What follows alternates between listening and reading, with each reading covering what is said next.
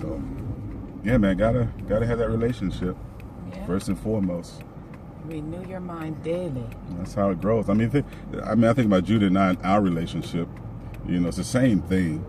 You know, although it's different, it's still the same thing as far as if you want to get to know somebody, you got to be with them. And the longer you're with them, the more you get to know about them, the more you learn about them, the more you learn about their ways, right? Yeah, and that's really how the relationship is with Christ. The more you're with him, the longer you're with him, the more you strive to be in that relationship, the more you learn about him and his ways.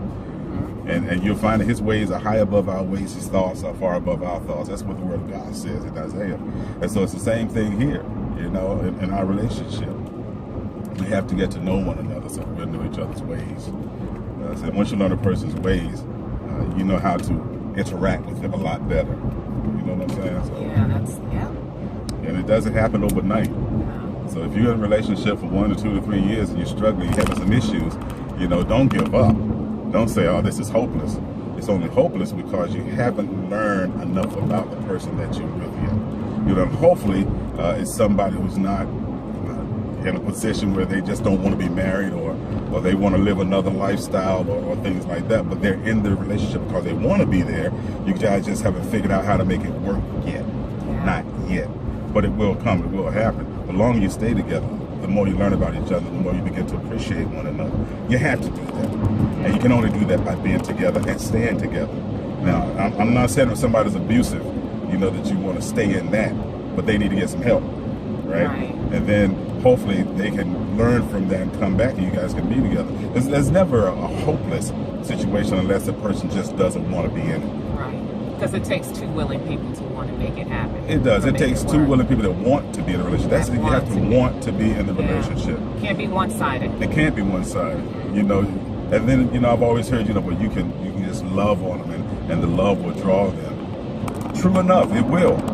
But if they are in a position and a mindset that they just don't want to be there, or they act like they don't want to be there, it's a hard situation. Not to say that God can't come in and change the heart of that person. But that's something that only God can do. Right. But if you're doing everything that you can do, you're loving the way that God has told you to love unconditionally, you know, and you're still being abused or you're still being, then that's something else to look at. You know, you may not want to stay in that environment, in that relationship. Right. You know, because if you've given it all you got and they made it pretty clear and plain, I don't want to be with you. Right. I don't think that's a relationship to even try and stay into. I don't think we're not saying to break up. We're not saying to divorce. We're not saying that. No. You're really, especially if you're in Christ, you got to believe God. As long as you're not being hit or abused, then, you know, I get it. You're believing God for your relationship. And we totally agree. That's, you know. Yeah, so we said if you want to make that relationship work, fight for it. Fight for it. And when we say fight, we don't mean fight for it. Fight in Christ with his word, prayer, agreement with other people. You know, sometimes you can't even share so much with everyone when you're going through something like that. It's only a select few that you can share. But fight for your marriage, man. Yeah, do things differently. Yeah. If you keep doing the same thing you've always been doing, you're going to continue to get the same results. And if the same results aren't what you want to get, then you need to do something different, right? If you haven't been praying together, then pray together. Yeah. You know, even if it doesn't feel right at first, pray together and pray unselfishly. Don't pray selfishly. And don't start praying that, you know, he needs to do this, Lord. Just give him, Lord, just pray for the relationship. Right. And the one that you always really need to be praying for first is yourself.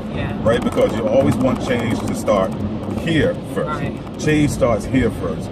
Then you're not reacting and responding in a way that's ungodly as much as you would, because now you're noticing the change in you. Right.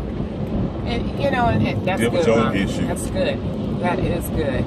And a lot of times, we shouldn't magnify the negativity in that person. We should probably lift them up, lift the positive. What does he do good? What does she do good? I mean, find something positive, because I guarantee you it's more positive than there is negative. Mm-hmm. We sometimes tend to magnify what's wrong.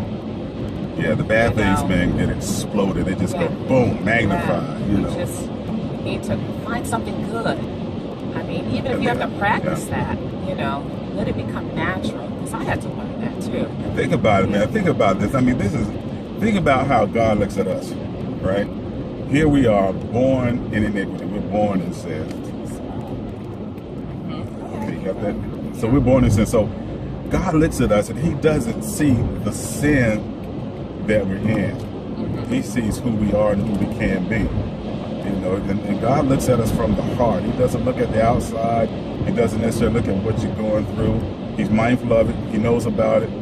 But he knows the real image of who you are. And he's desiring to see you come to that image, the image of Christ. It's important. It's very important. And so don't get caught up on how the things that a person is doing, the negative things, the ugly things, get caught up in that, because that's what you'll always see. You start to react to the negativity of everything that's going on. Just look at the great things that if there's something good that your wife or your husband have done, there's some good qualities that they have, focus on those qualities. Focus on those qualities. If you know that she does something for you and she never asks anything of you, like maybe she'll get up, fix breakfast for you, don't look at that as a routine thing. She's supposed to cook breakfast. That's her job. That's her duty, you know, as a wife. And no. She's doing that for you.